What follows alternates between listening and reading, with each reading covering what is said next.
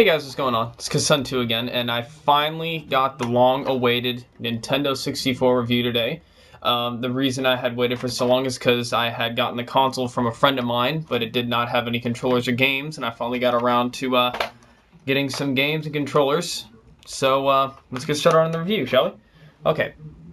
Alright, here she is, the Nintendo 64. This is a very popular console that came out in 1995, released by Nintendo, obviously. It was originally named the Ultra 64, and then they just dropped the name and called it the 64, and then throwing their company name in front of it, thus coming up with Nintendo 64. It's, as you can see, it's got 4 controller ports here for instant out-of-the-box 4-player. It's got a reset button, power switch. Here is a cartridge slot for your cartridge games. This is really my only cartridge-based system, since I'm still have a growing collection here. And this is the console just before the Nintendo GameCube, which I've also done a review in the past on. The power supply was always separate, and it comes in kind of a brick right here, and as you can see in the back, it has a 6-pin connector located back there. There you can see it. The lighting isn't perfect. And you would take that 6-pin connector, just push it in and it will lock into place, and then it would kind of sit like so, and you would have power for your system. It also has the same picture cable socket as a Nintendo GameCube would. I know the lighting's kind of bad, but there we go. You can see it a little bit better now. It also had a couple expansion slots, like this. This is a little block or pack for more RAM, which came in some of the systems. Not all of them had that. Some of the games actually required that the expansion pack be present, and other games like 007 GoldenEye actually allowed you to run the game in like a higher resolution. So anyway, so that was kind of a nice thing to have. It's a top-loading system, as you can obviously see. There was also there's also an expansion port on the back, which wasn't very commonly used. Actually, a few of my friends didn't even know it was on the bottom. I guess they just didn't even pay enough attention to it. And that's probably due to the fact that the system's so damn fun. You know, you're just constantly playing this damn thing. It had a lot of great games. But as you can see here, I got a few pictures here on my PSP actually utilizing that bottom slot. There's one, for example, and then there's another. And then there are a couple add-ons. So normally it's quite small, but once you throw in the add-ons, it's actually quite big. Okay, now we'll go on to the controllers, which are actually quite interesting. They're very similar to the Dreamcast, because they only had 2 triggers and 1 joystick, but the configuration is quite wonky. As like today, what we had today, there's my PlayStation 3's controller. Here's a Nintendo 64. The reason I find it kind of weird is the fact that, like, just the way you hold it. Here, actually, let's see if I can just show you with my hands.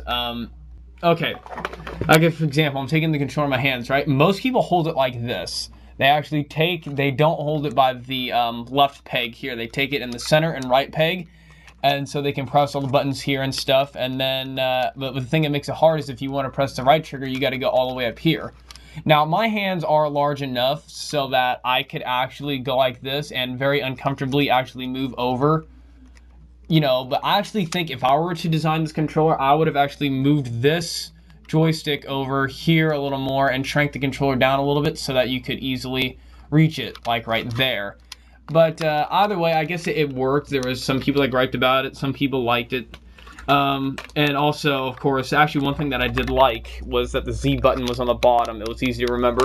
For whatever reason, the Z button on the GameCube, which is right here, that purple button, I always forget it's there. I don't know why. Maybe that's just because I'm just so used to the Xbox controller where it's only got 2, or the PS3 or 2 controller where it's just very obvious where they are. It's kind of hidden on the GameCube, but the Z button was on the bottom for right here. You also had an expansion slot on the controller for, I think you could use it for memory packs, but also for rumble packs for vibration function inside of games. So this is a 64-bit based console. It was, and hence the name 64, because it uses 64-bit CPU. It was interesting. What I always find, as if you compare it to the PS1, it seemed like this thing had smoother textures, like it was obvious that it had more power, but it didn't seem like it could push as many polygons. I believe this thing could push, was it 150,000 polygons, and the PS3 could push like 360,000. You know, so, and it was just kind of evident. You know, as by today's standards, neither of the consoles looked like, I would say, amazing, but they definitely did their job quite well. But you could definitely notice a difference between the styling of a PS1 game and the Nintendo 64 game. Another problem with these cartridges here is that I think the biggest one they ever made was Resident Evil 2, and I think that was a 64 megabyte cartridge. Now, if you take something like a CD format, which is what the PS1 used, for example, here in my kind of leaflet here, I have a lot of games here. PS1 section. Here we go, PS1 section. Now, some of my games I've actually put back in the case because I'm going to take them down to the record man and get them run through the buffing machine. But as you can see, I something like this would hold 700 megabytes. Maximum this ever held was 64 megabytes. These are also more expensive to manufacture, so it limited kind of like developer support. Not all developers really wanted to develop on this console. You know, and this system was also more targeted at kids than the PlayStation. You know, the PlayStation had a lot of the gory shooters. However, this had a 007 GoldenEye, which is what I will be showing today as the kind of like the example game for the ending of the review. But yeah, basically, this is the basic system. It's a very good system. You know, if you look around your Value Village or Savers or your Thrift Village or Flea Market, you can usually find these for pretty cheap. Now, Planet Mix, which is the place that I go to get a lot of my retro gaming hardware, sells these for about $30, $40. Now, I like to support that store because they're an independent store, you know, but you can find these much cheaper. I saw one of them at Savers, which is kind of like our Value Village, or a thrift store, for about $10, you know, so, and then I found this controller here for $2.99. Also have another controller over here, and so, yeah, that's a basic overview of the console. So I will be showing next is some gameplay footage of 007 GoldenEye, which is a fantastic game. So here we go. Alright, here's the game itself. 007 Nightfire. Or excuse me, not Nightfire, GoldenEye. What the hell am I thinking? This is a great classic.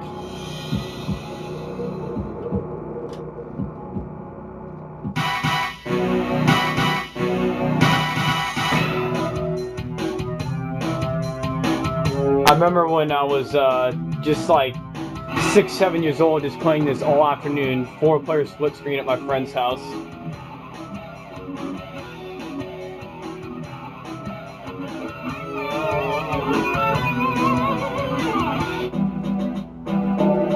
Okay.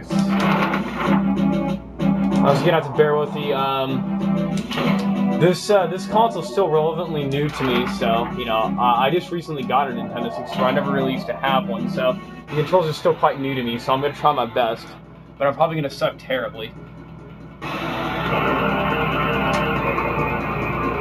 But I will try and just show you a couple minutes of gameplay here real quick, just to give you some idea of what it was like, and hope you enjoy the rest of the video. Alright, guys, time to shoot the shit out of people.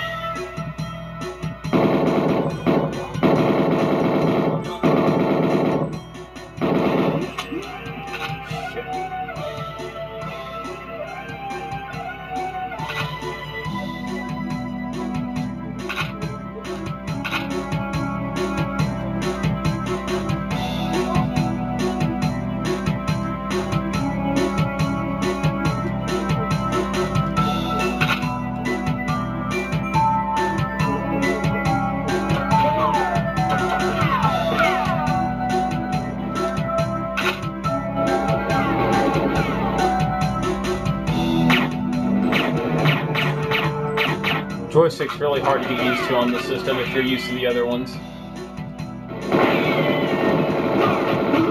But I'm just about out of time, so this has been my review of the Nintendo GameCube, and I hope you guys enjoyed it. And that's gonna be it for me. All right, guys.